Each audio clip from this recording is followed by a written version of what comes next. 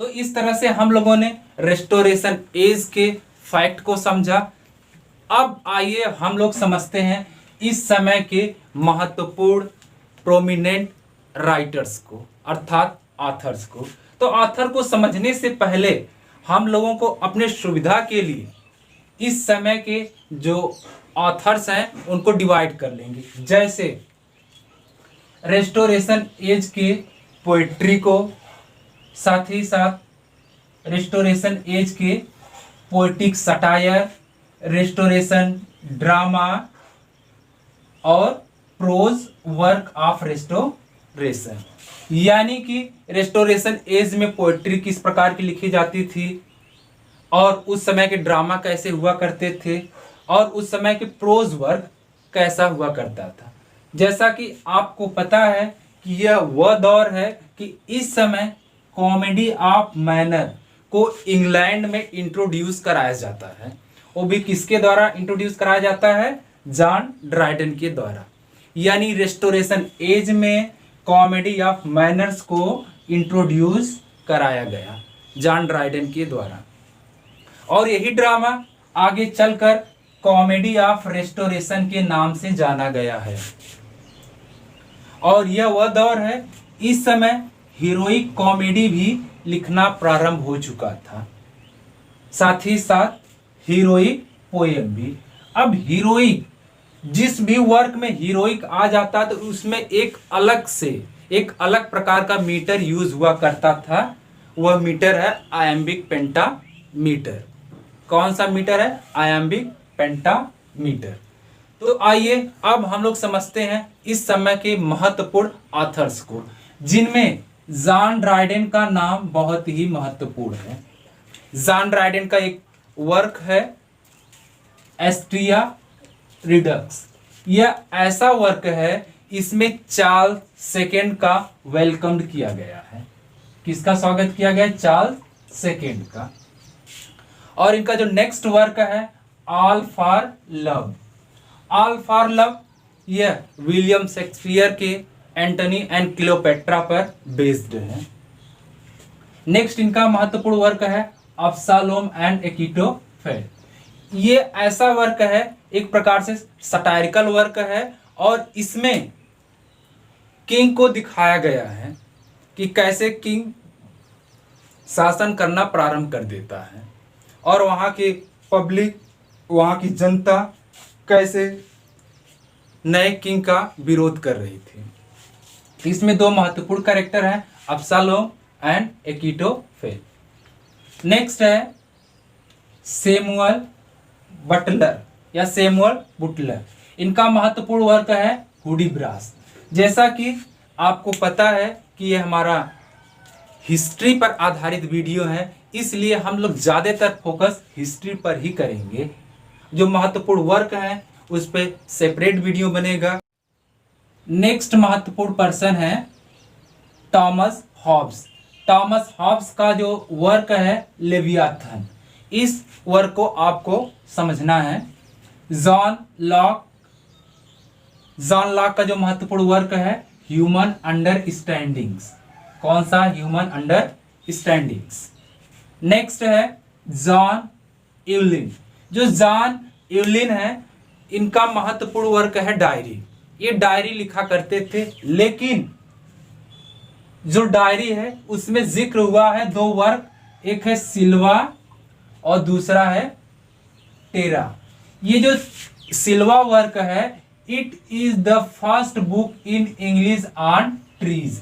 यह इंग्लिश में पहली बुक है जो कि ट्रीज पर आधारित है, अर्थात इसमें फॉरेस्ट के विषय में एक्सप्लेन किया गया है, उसको दर्शाया गया है। और जो टेरा वर्क है, इस टेरा वर्क में a scientific study of agriculture, अर्थात टेरा वर्क में जो कृषि विज्ञान है उसके साइंटिफिक स्टडी को दिखाया गया है। और इन दोनों बुक का जिक्र किसमें मिलता है? इनके डायरी में, मेंशन इन हिज डायरी, यानी जॉन एवलिन के डायरी में इसका जिक्र किया गया है। नेक्स्ट है सैमुअल पेपीज। जो सैमुअल पेपीज की है वो है डायरी, ये महत्वपूर्ण डायरी है। इसमें किसका जिक्र किया गया है? 1666 में जो ग्रेट फायर होता है लंदन में, उसका जिक्र किया गया है, वो भी डे बाई डे। नेक्स्ट है जॉन बनियान। जो ये जॉन बनियान है, इनका महत्वपूर्ण वर्क है द पिलग्रिम्स प्रोग्रेस। इस वर्क में इन्होंने जो रेस्टोरेशन एज है इस समय के फैक्ट को दिखाया है, और यह वर्क इनका प्रोज वर्क माना जाता है। और आपको एक फैक्ट और याद करना है कि उस समय एक क्वेकर एक्ट इंग्लैंड में पारित किया गया था, और जितने भी क्वेकर एक्ट का विरोध करने वाले पर्सन होते थे उनको जेल भेज दिया जाता था। इस तरह से जॉन बनियान ने क्वेकर एक्ट का विरोध किया, जिसके कारण उनको 12 वर्ष के लिए जेल भेज दिया गया था। ठीक उसी प्रकार जिस प्रकार इंडिया में रॉलेट एक्ट आया था, आप कंपैरिजन कर सकते हैं। और ये क्वेकर है, Quakerism was founded by George Fox, यानी इंग्लैंड में 16 के दशक में इस क्वेकरिज्म को या इस क्वेकरिज्म की स्थापना की गई, किसके द्वारा? जॉर्ज फॉक्स के द्वारा। नेक्स्ट है एडमंड वेलर। ये जो एडमंड वेलर है इस समय के प्रोमिनेंट राइटर हैं, और ये जो राइटर जॉन ड्राइडेन के टीचर भी माने जाते हैं, यानी the teacher of John Dryden. Next George Etherege. जो जॉर्ज एथरेज हैं इस समय के बहुत ही महत्वपूर्ण राइटर्स हैं। Next William Wycherley. जो विलियम वाइसरले हैं ये इस समय के कॉमेडी लिखने वाले सबसे महत्वपूर्ण राइटर्स माने जाते हैं। जैसा कि आप जानते हैं कि विलियम कांग्रेव लिखा करते थे कॉमेडी ऑफ मैनर, यानी the way of the world इनका महत्वपूर्ण वर्क है, वो भी कॉमेडी ऑफ मैनर। इस वर्क में जो लेडीज हैं उनको दिखाया गया है कि रेस्टोरेशन एज की महिलाएं कैसे हुआ करती थी। नेक्स्ट अर्ल ऑफ रॉचेस्टर, ये भी इस समय की महत्वपूर्ण राइटर माने जाते हैं। विलियम टेम्पल, उसके बाद है थॉमस ऑटवे, ये भी इस समय के लिटरेरी पर्सन ही रहे हैं। Next Aphra Behn. Aphra Behn यह एक लेडी राइटर अर्थात कह सकते हैं एक महिला लेखिका थी, जिन्होंने अपने पेन के बल पर अपने कलम की मदद से अपने फेम अपनी प्रसिद्धि को हासिल किया।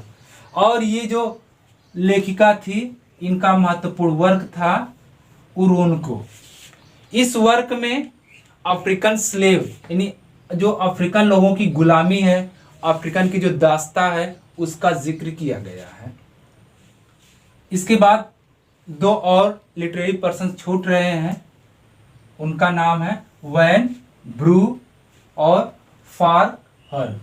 ये जो महत्वपूर्ण इस समय के लिटरेरी पर्सन माने जाते हैं।